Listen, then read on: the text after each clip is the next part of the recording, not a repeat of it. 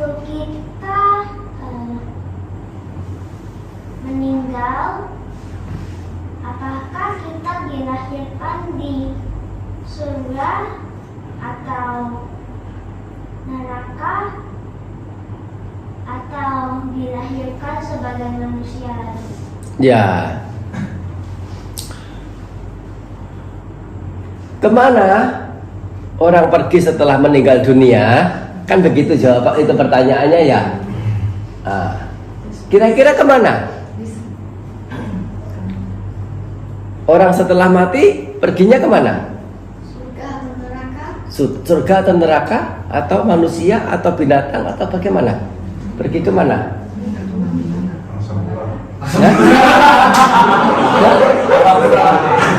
Rumah duka. Rumah duka.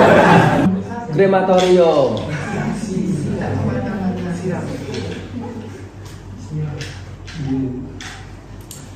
Orang mati, seseorang setelah mati itu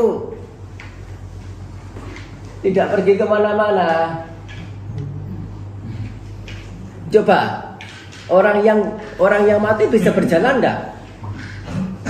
Bagaimana bisa dikatakan setelah mati pergi kemana-mana?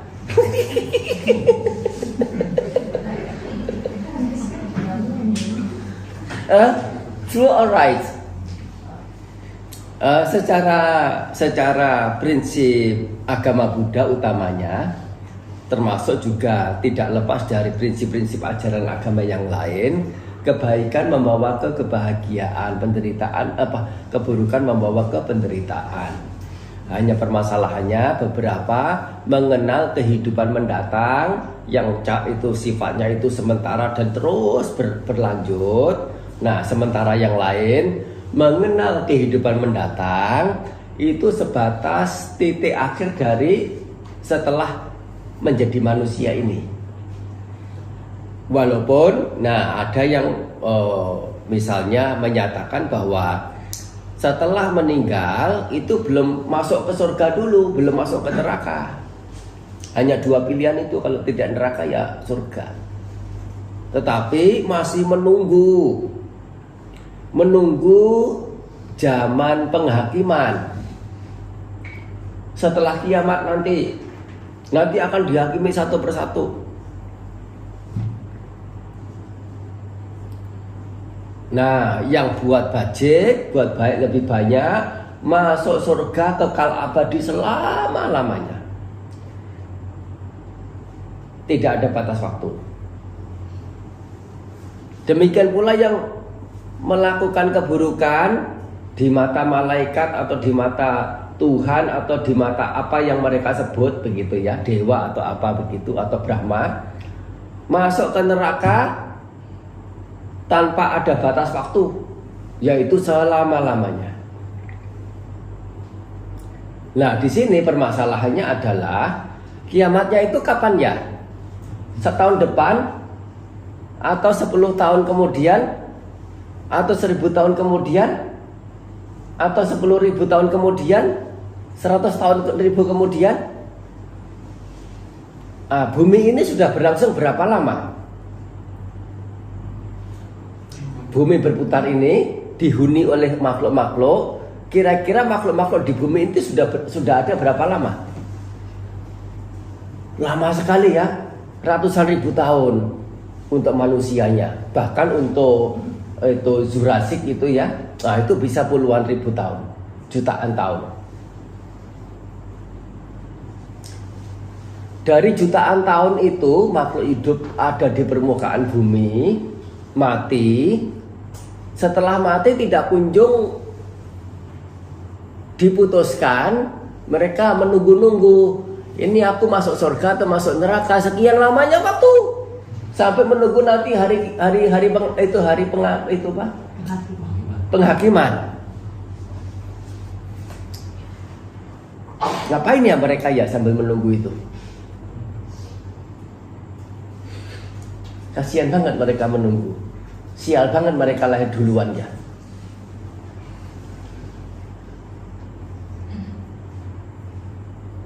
Soalnya menunggu itu sesuatu yang menyakitkan. Betul ya? menunggu utangnya dibayar, kapan ya, hitung hari. Ikut retret saja dihitung hari keberapa. Nggak usah jauh-jauh, nunggu HP loading, komputer loading aja hanya beberapa menit gitu. Cepet. Seperti sesuatu yang, ya betul ya, menunggu komputer loading gitu ya. Aduh, lambat banget. Ini menunggu waktunya berapa itu? Ratusan ribu tahun, jutaan tahun. Nah, ini adalah sistem kepercayaan mereka yang kita bukan berarti meremehkan atau mendiskreditkan atau apapun yang sifatnya itu merendahkan, tidak. Ini hanya menyampaikan secara variasi kepercayaan yang ada tentang kehidupan ini yang ada setelah mati bagaimana. Ya, dalam agama Buddha sendiri setelah mati tidak usah menunggu, langsung terlahir lagi. Terlahir sesuai dengan karma perbuatannya, perbuatan buruk atau perbuatan baik. Tapi di alamnya sana juga seperti alam manusia sini. Berapa tahun usianya? Kalau manusia 70 tahun, 80 tahun, 90 tahun, ada yang 20 tahun, ada yang 5 tahun, ada yang 100 tahun lebih. Tapi di alam yang lain mungkin punya rentang usia yang berbeda. Misalnya terlahir sebagai nyamuk, usianya berapa? Berapa? 3 hari. Ada yang bilang 3 hari, ada yang bilang 7 hari, ada bilang yang 2 minggu. Ya, setahu saya sih 7 hari. Ya, sewaktu sudah menjadi nyamuknya itu ya. Itu setelah lewat proses kepompong, jentik-jentik, terus jadi kepompong. Setelah menjadi nyamuk itu usianya hanya 7 hari saja.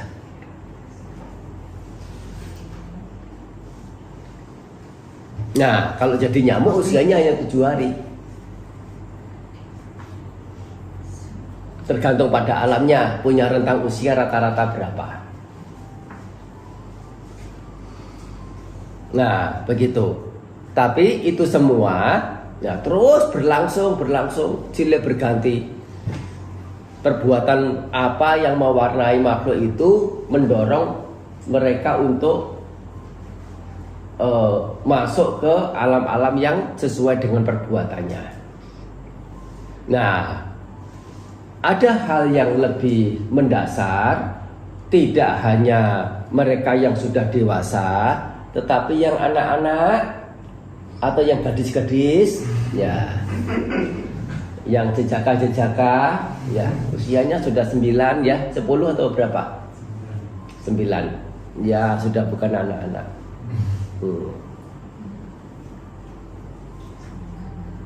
Perlu tahu juga bahwa setelah meninggal tidak ada siapapun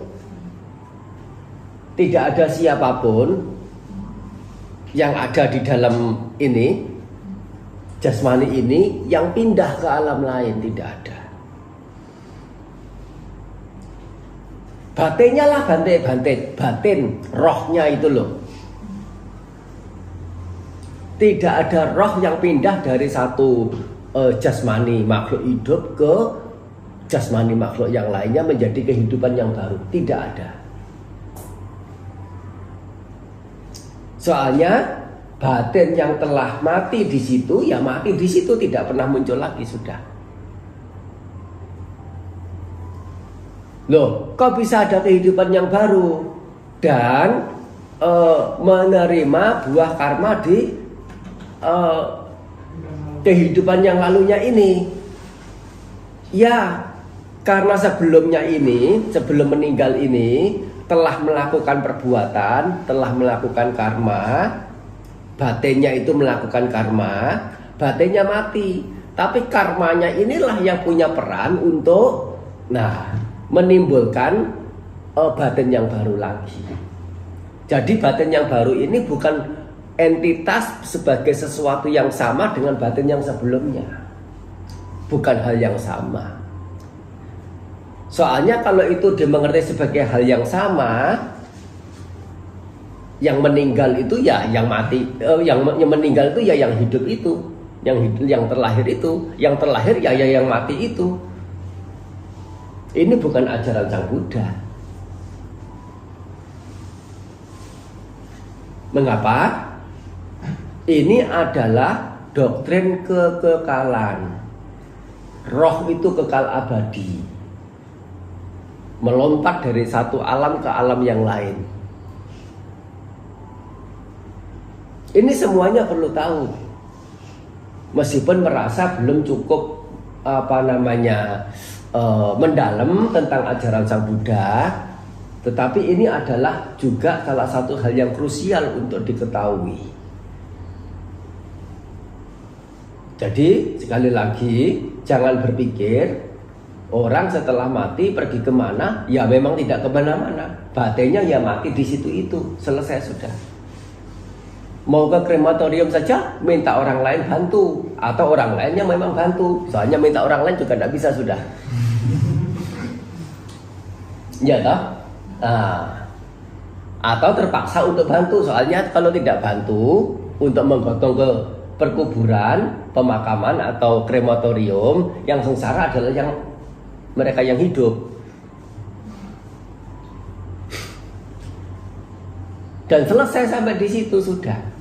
Tidak ada batin yang pindah. Karma ini yang memberikan buah berupa kebahagiaan penderitaan di alam-alam dengan terciptanya winyana atau batin yang baru itu.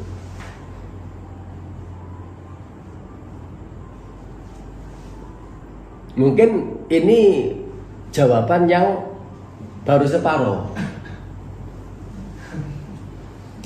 Tapi kalau dilanjutkan penuhnya, khawatirnya setengah jam lagi.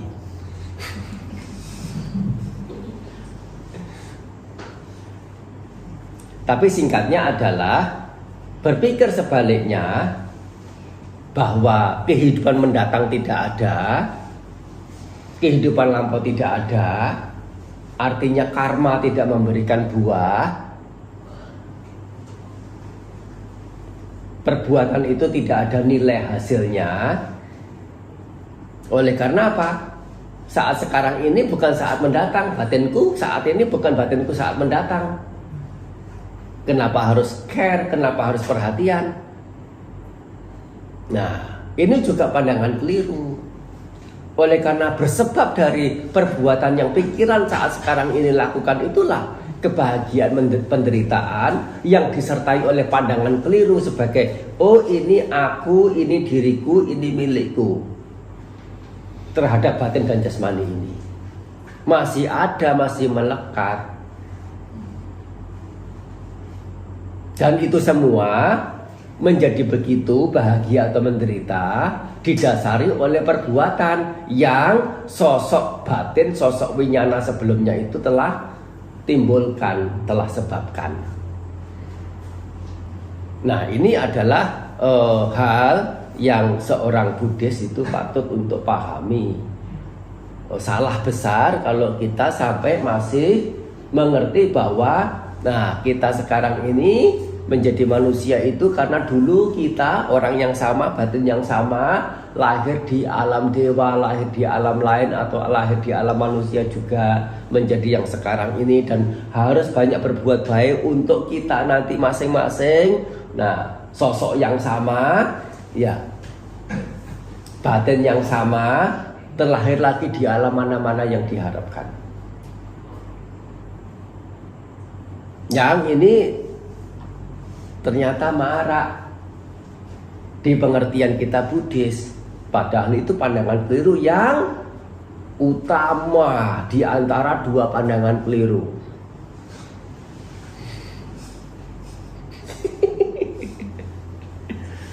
Sang Buddha tidak mengajarkan dua hal ini, justru menolak dua hal ini.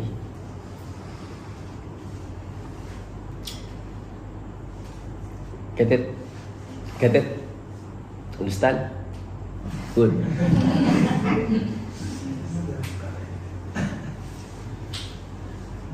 Oke ya, cukup. Ada pertanyaan susulan? Yang terkait dengan hal ini?